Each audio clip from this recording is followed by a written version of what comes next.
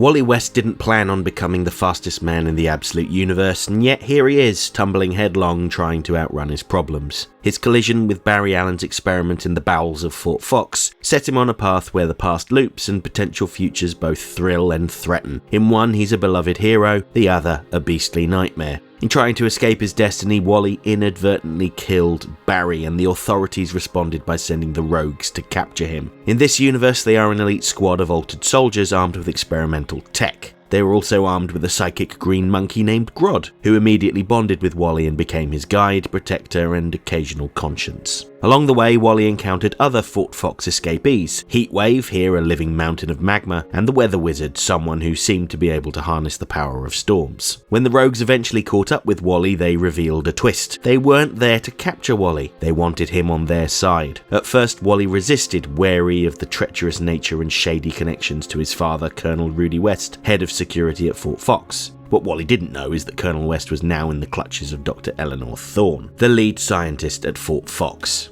Captain Cold and his team persuaded Wally to help track down his father, but Grodd warned him to tread carefully. This caution proved to be warranted. Jesse James, the rogue's trickster, was secretly feeding information back to Thawne. She encouraged Barry to nurture Wally, seeing in him not a young scientist, but a tool to access a realm of living energy. Wally's accident now seemed less chance and more part of Thawne's orchestration. Once Wally and the rogues got close enough to Fort Fox, Thawne activated their vessel's self-destruct, bringing their attempted heist to a halt. And that's where Absolute Flash number 10 picks up, with Wally and the rogues outside of Fort Fox thinking of their next move. But they don't get long to regroup as Thawne unleashes Heatwave on them. So the first thing we can take from this is that when Wally drains someone's power, it isn't permanent. Secondly, when Heatwave was depowered back in issue 5, he was scooped up by the authorities, and he's now back working for Thawne.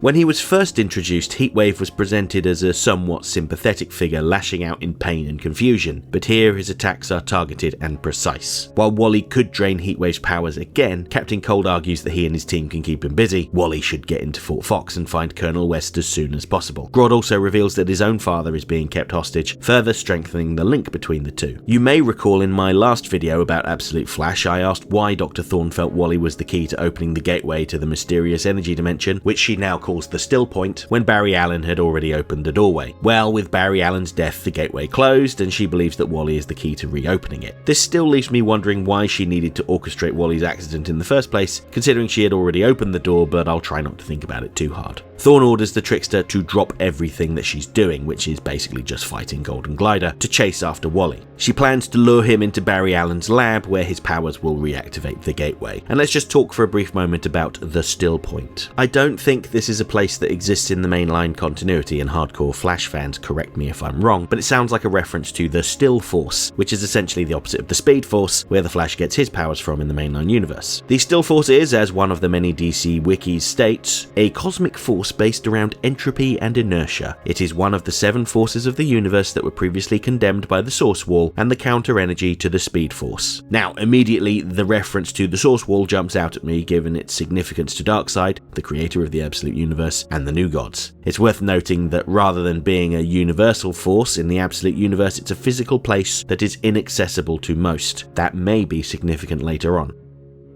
While wandering the halls of Fort Fox, Wally experiences more echoes of his past and his future. He can see and hear his conversations with Barry Allen, talking about the nature of his work. Barry said they were looking to make animal-human hybrids, which I suppose is kind of what Grodd is, but we all know that that was not their main purpose. At the same time, Wally sees the future version of himself, battered and bleeding, telling his father that he messed up. Talk about foreshadowing.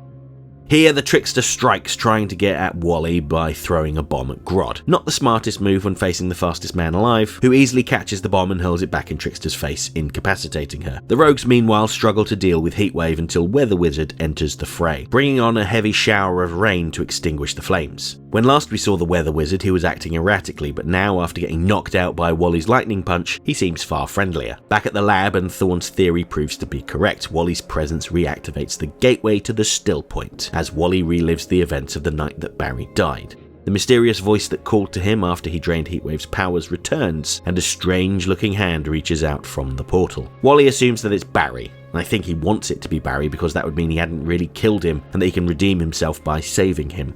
But surprising no one at all, the mysterious voice reveals himself to be Dr. Eobard Thawne, the man who discovered the still point and mysteriously vanished into it decades ago. He is completely unrecognizable after spending all that time in the still point. He resembles the shadowy beast that Wally feared he might become, so perhaps that premonition was Thawne all along. Either way, Thawne makes it clear that he isn't friendly, as he does his best Highlander impression, telling Wally that there can be only one before flinging him into the gateway and sealing it. Wally is now trapped in the still point, but he isn't alone. Here he is greeted by a spectral Barry Allen and a couple of strange-looking aliens who welcome him home. So once again, the pace of this story is incredibly rapid, and as I always say, that's fitting for a comic about the fastest man alive. Unlike the last issue where it felt like very little happened, quite a few things took place in this issue. The mysterious voice was revealed to be Dr. Thawne. Heatwave returned and was taken out by a now friendly weather wizard. We learned of Grodd's father and his predicament. Dr. Thawne revealed her plan and gave a name to the energy dimension, and Barry Allen was revealed to be alive. Sort of. For all the talk of speed, motion, and runaway timelines, it seems like the crux of this story is actually stillness, and what happens when you're forced to stop and sit with the consequences of your actions. Wally doesn't end this issue by running faster, punching harder, or outsmarting the adults in the room. He ends it trapped and forced to face his guilt head on. The anxiety Wally has experienced throughout the series wasn't just that he feared transforming into a beast, it was the fact that he had already felt like one for accidentally killing Barry Allen. And now there's potential to rescue him, unless he's some sort of ghost now. And then there's the absolute Eobard Thawne, who is usually the reverse Flash, someone with exactly the same powers as the Flash, but with an inverted costume. Here, he seems to be the actual opposite of the Flash, not a zippy young man, but a hulking brute. I don't think he masters speed, at least not yet, but he was formed by stillness and entropy. He is the monster that Wally feared he may become. And for all the answers we got in this issue, we're left with even more questions. Can Wally escape a place built to stop things? Can he save Barry without becoming Thawne? And can a story about the fastest man alive afford to slow down long enough to let these ideas breathe?